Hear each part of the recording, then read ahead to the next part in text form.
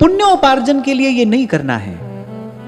आपके किए गए सत्कर्म का उद्देश्य लक्ष्य पुण्य नहीं हो, कि मैं जो भी सत्कर्म कर रहा हूं इसके प्रसाद स्वरूप, इसके परिणाम स्वरूप बस मेरा मन शुद्ध हो। मेरे तुलसी बाबा कहते हैं, जहां लगी साधन वेद बखानी। जितने भी साधन हैं किस लिए हैं? सब कर फल हरि भगति भवानी। और कह कौन रहा है? तुम त्रिभुवन गुरु वेद बखाना। जो त्रिभुवन के गुरु हैं, ये भूत भावन भगवान शंकर का वाक्य है। जहां लगी साधन वेद बखानी, सब कर फल हरि भगति भवानी। महादेव मां भवानी से कह रहे हैं, सब साधनों की सिद्धि क्या है, किस लिए किया जाए साधन, साधन में प्रवृत्ति क्यों हो, साधन का लक्ष्य क्या हो? पुण्य नहीं, स्वर्ग आदि लोक नहीं, रिद्धियां सिद्धियां नहीं, लोक और परलोक का वैभव नहीं, भगवान की अहेतु की भक्ति। अब प्रभु कृपा करहूं एहि भांति, सब तज भजन करूं दिन राति। अब देखो, सेवा तो वो संत भी कर रहे हैं अपने ठाकुर जी की, वो तो नित्य दर्शन करते हैं, ठाकुर जी की श्रीअंग सेवा करते हैं, प्रभु को भोग लगाते हैं, दुलारते हैं। लेकिन मीरा जी के हृदय पर वो जो प्रभाव पड़ा उस छवि छटा का, वो अन्यत्र देखने में नहीं आया। श्रीमद् भागवत के एक श्लोक का आधा पाद श्री सुखदेव जी महाराज ने सुना, बरहा पीडम नटवर बपहु कर्णयो कर्णिकारम। बस इतना सुना, क्योंकि मन इतना निर्मल था, अंतःकरण इतना शुद्ध, इतना पवित्र, कि बस जैसे ही सुना, शब्द में शक्ति होती है ना। अभी मैं इस समय आपको धनुष कहूं तो आपके मन में एक आकार आ जाएगा, शब्द ले जाता है कहीं, शब्द में आपकी चेतना को यहां वहां करने की शक्ति है, शब्द में सामर्थ्य है। इसलिए मैं बार बार बल देता हूं, भाई ये जो संतों के शब्द है ना, ये जहां से आए हैं वहीं ले जा सकते हैं, शब्द में शक्ति है। इस समग्र अस्तित्व में सबसे प्रामाणिक अगर कोई बल शक्ति है तो वो शब्द की शक्ति है। करे शब्द की चोट, शब्द है, शब्द ले जाता है ना कहीं। ऐसे ही ऐसे श्लोक का ये चतुष्पाद सुखदेव जी महाराज ने सुना और हृदय में झलक गया, वही जो कहा जा रहा था उसका हृदय में, उसका अंतःकरण में साक्षात्कार हो गया, और बस मतवारे हो गए। केवल इतना ही सुना, बरहा पीडम नटवर बपहु कर्णयो कर्णिकारम, बस, और झलक गई वो छवि अंतःकरण के दर्पण पर, मन मुकुर में वो छवि प्रतिबिंबित हो गई। बस ऐसे ही झरोखे में से ऐसे छोटी सी एक छटा दिखाई दी, अल्प सी, या नंद के कुमार को मेरे नैना निपट बंक छवि अटके।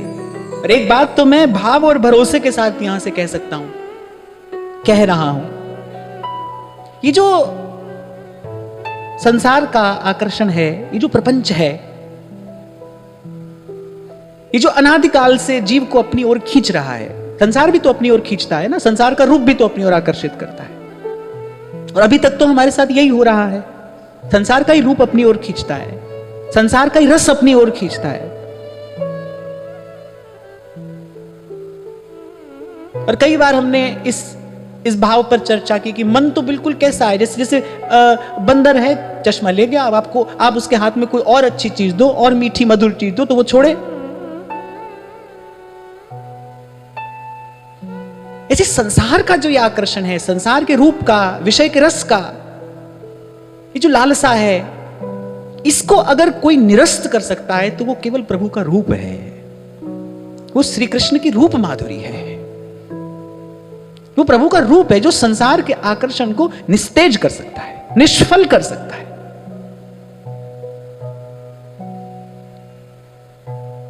खूब बड़े बड़े प्रवचन उपदेश कोई देता रहे, कोई सुनता रहे।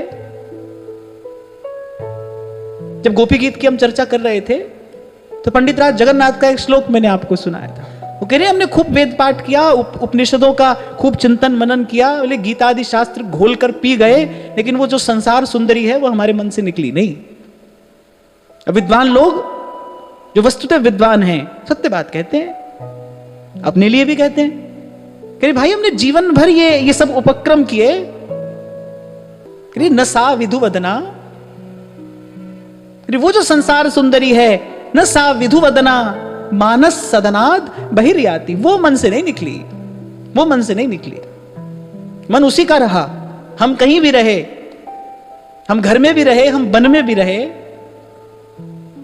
हम गृहस्थ में भी रहे, हम विरक्त होकर भी रहे, फिर कह रहे हमारा मन किसका रहा? मन तो उसी संसार सुंदरी का रहा।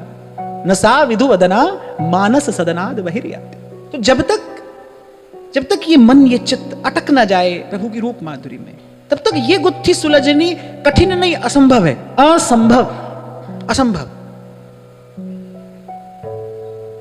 अरे भगवान शंकराचार्य तो कहते हैं मुक्तया अपि विग्रहं कृत्वा तम भजन्ते। बोले प्रभु की रूप माधुरी, उसका रस, उसका माधुर्य कुछ ऐसा है कि जो मुक्त हो गए हैं, अरे जो संसार में पड़ा है उसकी छोड़ो, कह रहे जो मुक्त हो गया है ना, वही पुनः जन्म ग्रहण करता है कि एक बार श्री कृष्ण की, एक बार प्रभु की रूप माधुरी का पान कर सके। मुक्तया अभी विग्रहं कृत्वा, देह धारण करके तम भजन्ते, उसका भजन करते हैं, उसका चिंतन करते हैं, उसका दर्शन करते हैं। और हमारे यहां हमारे आचार्यों ने ये रूप की उपासना अस्मदादि कलिमल ग्रसित जीवों को प्रदान की है।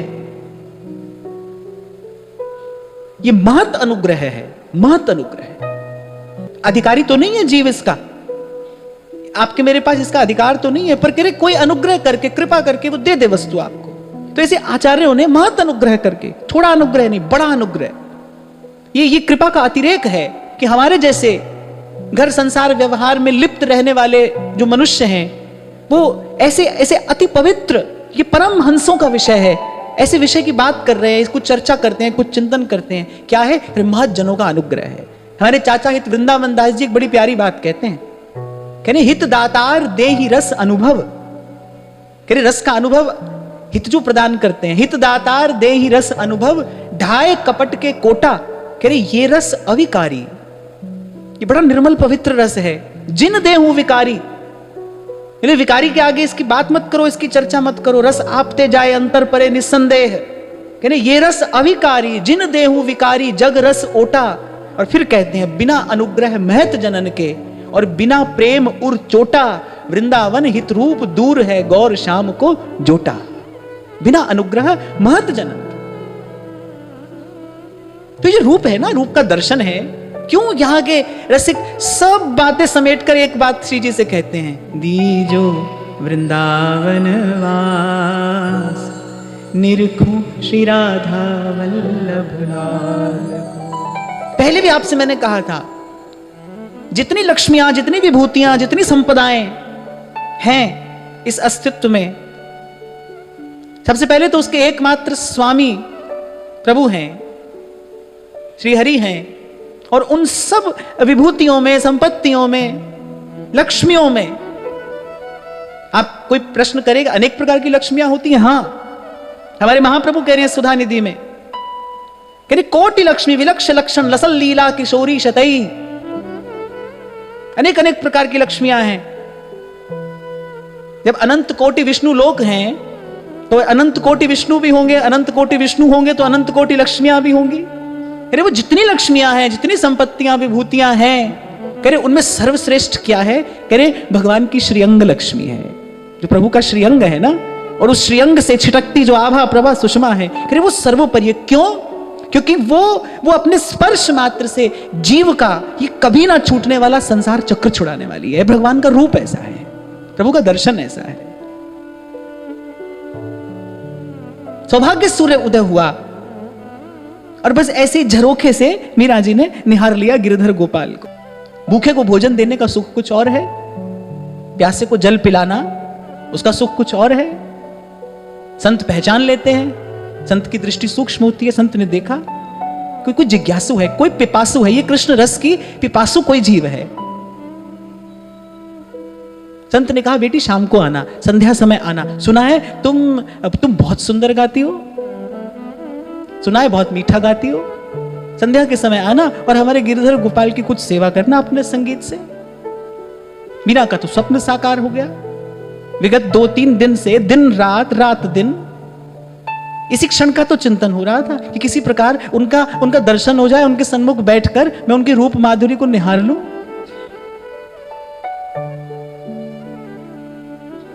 बड़ी कठिनाई से संध्या हुई मीरा के लिए। उस दिन संध्या बड़ी कठिनाई से हुई, बड़ी देर से संध्या हुई और संध्या होने से पूर्व ही कुछ अपनी सहचरियों के संग, दासियों के संग तानपुरा लेकर पहुंच गई मीरा। नहीं धर रहा है, कुछ दिनों में ये संत चले जाएंगे, अभी जिसे देखा नहीं है, अभी जिससे पूरा पूरा परिचय नहीं हुआ है, लेकिन मन के स्नेह की धारा उसी की ओर प्रवाहित होने लगी। जैसे गर्भ में बालक होता है ना, बालक के प्रथम दर्शन से पूर्व ही मां के वात्सल्य का संबंध तो गर्भ में पल रहे बालक से जुड़ जाता है ना।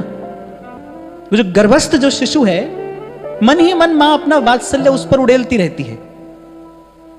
ऐसे ही अभी परिचय नहीं हुआ है, अभी तो देखा नहीं है, पर जैसा मैंने आपसे कहा ना, मीरा ने नहीं देखा, पर श्याम सुंदर ने तो देख लिया।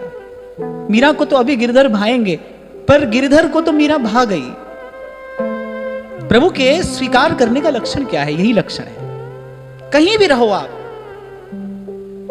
संपत्ति हो विपत्ति हो, कहीं भी रहो आप, मैं बार बार आपसे कहता हूं ना, बस ये देखते रहो कि मन की गति किस ओर है, मन कहां जा रहा है, मन चाहता क्या है, मन को चाहत किसकी है, मन को इच्छा किसकी है। ईमानदार रहो, एक बार सब खींचातानी हटाकर मिटाकर देखो, सहज देखो, निष्पक्ष होकर देखो, दृष्टा बनकर देखो, मेरे मन की गति कहां है, मन किसको चाहता है। बस मन प्रभु को चाहने लगे, ये प्रभु की स्वीकृति का प्रथम लक्षण है। प्रभु ने आपको स्वीकार कर लिया है, क्योंकि नायमात्मा प्रवचनेन लभ्यो न मेधया न बहुना श्रुतेन यमेवैषु वृणुते तेन लभ्य। जिसका वो वर्ण करता है, जिसका वो चयन करता है, वहां प्रभु कह रहे हैं आचार्य माम विजान्यात, आचार्य को मेरा स्वरूप जानो। और वहां आचार्य का वाक्य है कि ध्यान रखना भाई, जीव सब कर सकता है पर भगवत भजन नहीं कर सकता है। सर्वम कुर्वन्ति भगवंतम न भजन्ति, भजन नहीं कर सकता। भजन प्रभु कराते हैं भाई, जीवन में संत को, सत्संग को भेजकर प्रभु अपना भजन कराते हैं। आप और मैं तो जो कर रहे हैं ना, वो तो जो प्रभु ने दिया है, बस केवल उसका प्रत्युत्तर है। आपके मेरे मन में यदि प्रभु से मिलने की इच्छा है तो समझना हमारे मन में प्रतिबिंब पड़ रहा है। बिंब तो कहां है? प्रभु के मन में है। प्रभु के मन में इच्छा है हमसे मिलने की। सत्संग रुचता है, भजन रुचता है, इसे ना पूर्व का पुण्य ना कुछ और कहो, बस अब प्रभु की मुझसे मिलने की इच्छा है। ये प्रभु की कृपा का प्रसाद है, प्रत्यक्ष प्रसाद। और जीवन में जब आप इस कृपा का अनुभव करेंगे, इस कृपा का दर्शन करेंगे, इसके परिणाम स्वरूप क्या आएगा? इसके परिणाम स्वरूप जीवन में कृतज्ञता आएगी, कोमल हो जाएगा हृदय, भगवान को धारण करने योग्य हो जाएगा हृदय। प्रभु को बैठाने के लिए एक विशेष प्रकार का हृदय भी तो चाहिए ना। अभी तो बड़ा कठोर हृदय है, काम है, क्रोध है, ईर्ष्या है, द्वेष है, कितना द्वंद्व है, अभी तो बड़ा कठोर हृदय है। माखन से भी कोमल प्रभु का श्रीअंग है, कैसे बैठेंगे प्रभु इस कठोर पाषाणवत हृदय में आकर? कैसे बैठेंगे? पहले हृदय थोड़ा कोमल हो जाए ना। हृदय कोमल होता है कृतज्ञता से, विनम्रता से हृदय कोमल होता है, दया क्षमा से हृदय कोमल होता है, सहिष्णुता से हृदय कोमल होता है। कभी आपको कहा था मैंने कि गोविंद से गुरु मिलाता है, गुरु से कौन मिलाता है? गोविंद से मिलने की चाह गुरु से मिलाती है। और गोविंद से मिलने की चाह कहां से मिलती है? वो सत्संग से प्राप्त होती है, वो साधु संग से प्राप्त होती है। तो मीरा जी ने कहा कि यहां तो किसी से कह नहीं सकती, इनसे तो बिल्कुल भी नहीं कह सकती, इन संत से तो अपने हृदय की बात मैं आज बिल्कुल भी नहीं कह सकती। पट के पीछे वो नटखट। तो मीरा ने कहा यही अवसर है अपने मन की, अपने हृदय की बात इन्हीं के चरणों में क्यों ना निवेदन। जहां कहीं ये छल छलाते प्रेमाश्रु देखें, अरे उसी मानस में बंधु सांवरा सरकार मिलता है। प्रभु ने अपना कार्य कर दिया। बड़ा बोझिल सा मन लेकर अगले दिन प्रातःकाल बड़ा बोझिल सा मन लेकर मीरा आई है संत के पास, संत के कक्ष में। मन में बड़ा उच्चाटन है, आज क्या होगा, आज संध्या को क्या होगा, आज संत चले जाएंगे। एक बार तो सोचा कह देती हूँ, अपने मन की बात कह देती हूँ, चरण पकड़ लूंगी, आप संत हैं, आप दयालु हैं, ये तो अंतर्यामी है, आपके हृदय में बसते हैं, और मैं अनजान कछु नहीं जानू, भली बुरी को नहीं पहचानू, मेरी व्यथा वेदना समझिए। पर ये बात बार बार कंठ तक आकर और फिर लौट जाती।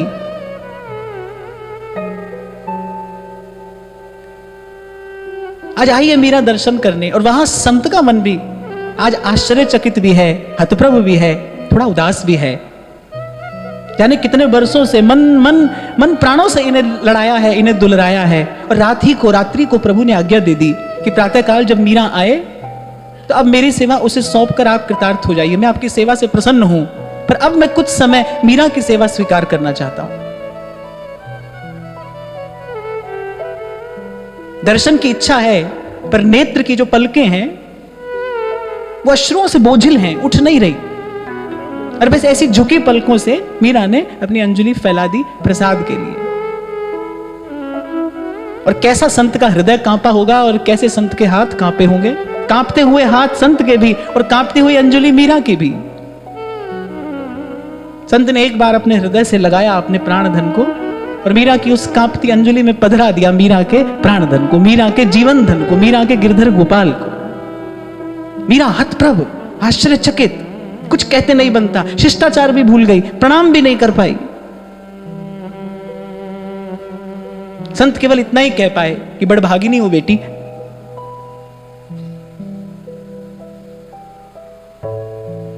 केवल इतना ही संत कह पाए कि बेटी बड़भागिनी हो, करुणामयी तुम पर सदा कृपा रखें, और इनके चरणों में तुम्हारा अनुराग दिन दिन बढ़ता रहे।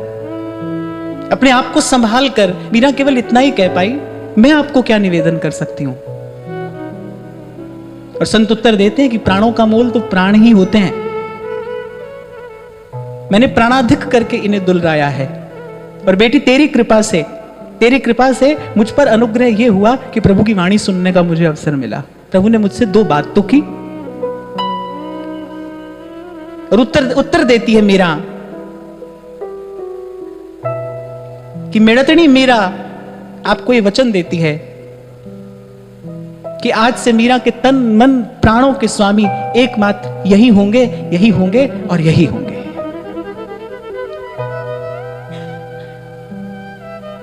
मैं तो थारी चरणन दासी,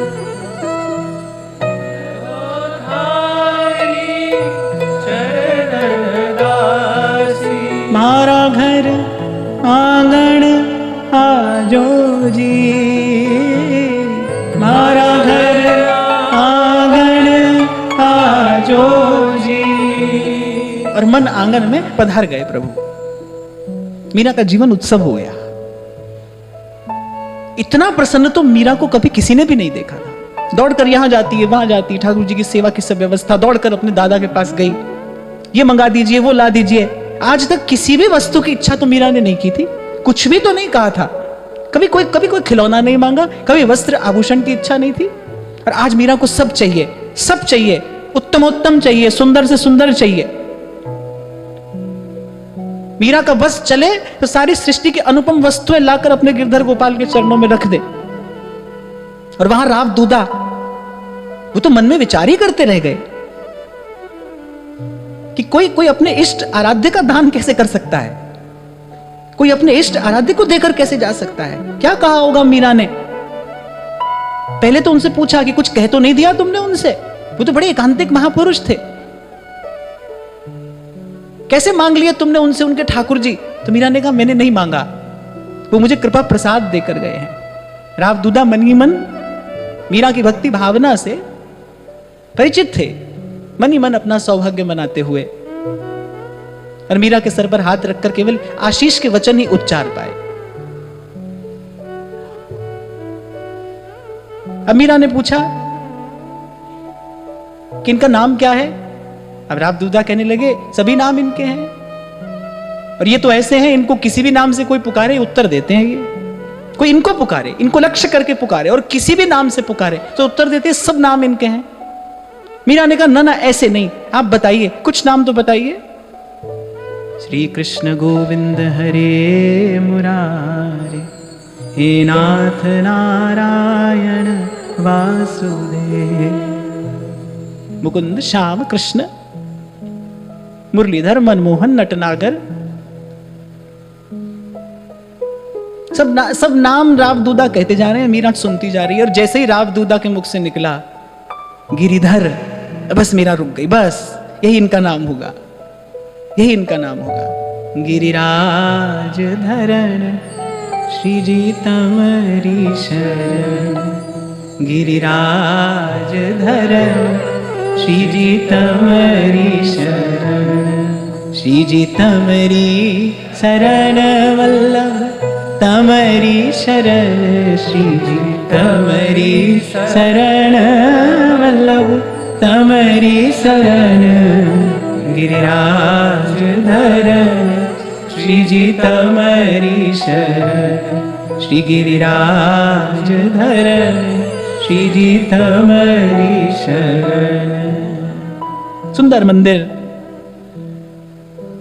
और परम सुंदर श्याम सुंदर, और उन सब में सुंदर मीरा के हृदय में उमड़ती वो भक्ति मंदाकिनी। कहा ना, मीरा का पूरा जीवन उत्सव हो गया। कुंज का नाम मीरा ने श्याम कुंज रखा। अब तो भोर भय से सांझ ढरे तक सेवा को ही नेम हमारो। वहां उस देश में पहुंचने की विधि कह लीजिए, युक्ति कह लीजिए, मार्ग कह लीजिए, वो प्रकट सेवा है। ये जो भोर से सांझ और सांझ से भोर, ये जो सेवा की भावना है ना, ये उस देश में ले जाने वाली है जहां श्याम बने हैं राधिका और राधा हो रही श्याम। जिसकी बात व्यास जी कहते हैं, फनी पर रवि तर नहीं विराट मह, नहीं संध्या नहीं प्रात, राधा मोहन को निज मंदिर महाप्रलय नहीं जात। उस नित्य देश में, उस रस देश में, उस प्रेम देश में, उस भाव देश में ले जाने वाली प्रकट सेवा है।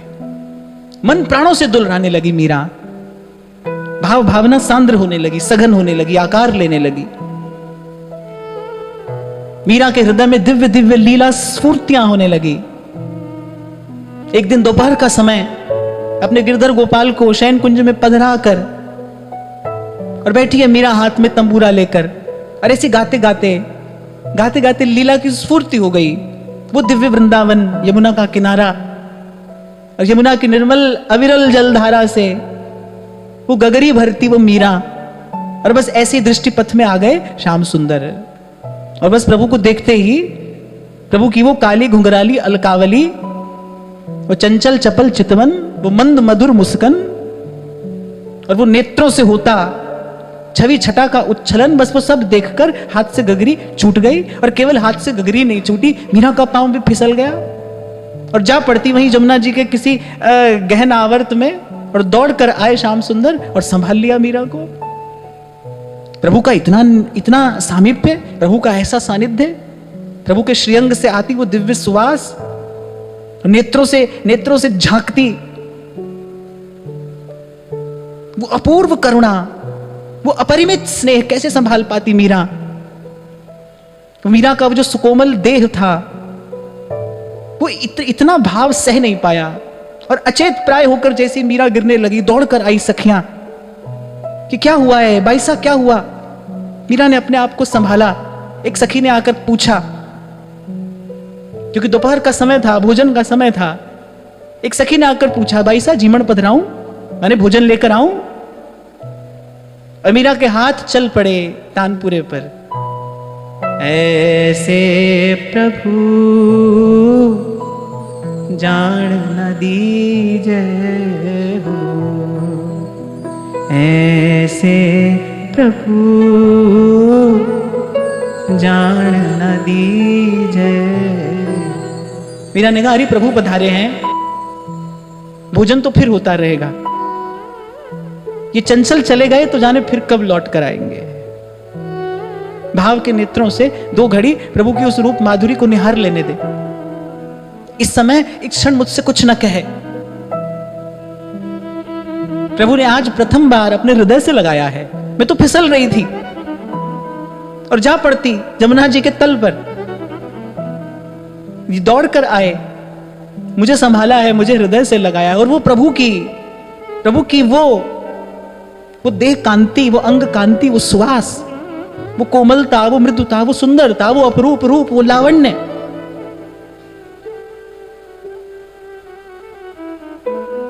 और मैं तो भाई दोनों हाथ जोड़कर यही कहूंगा यहां से कि हमारा तो इतना ही बड़ा सौभाग्य है कि हम ये बात यहां से कह रहे हैं, आप सुन रहे हो। पता नहीं कितने जन्मों का संचित पुण्य, कितने महत्पुरुषों की कृपा जीव पर होती है